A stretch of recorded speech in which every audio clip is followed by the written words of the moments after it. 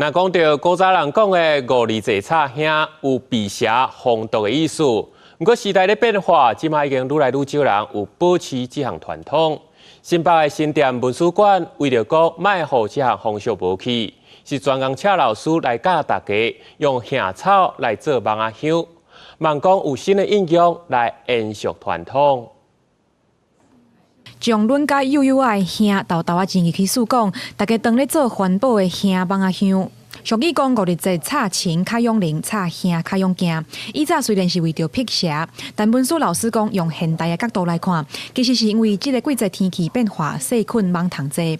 古早人是先用香防虫的功能来做防疫。你五日节以后啊，你的天气都是热哦，热你就会吸细菌啊，还有什么病啊，足容易会发生。较早医疗无遐尼好，你有蚊仔加过，你就会破病啊。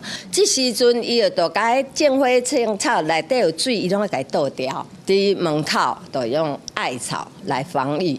主办单位讲，即摆五日节大家较少插香，为着延续这个风俗，因才想讲，甲大家做实用的香蚊仔香。参加的民众嘛认为这是互囡仔熟悉传统风俗的好机会。大家可能会比较知道是划龙舟啊，或是香包。那我们希望就是透过这个蚊香卷来有一个新的活用，让我们这个传统呢可以做延续。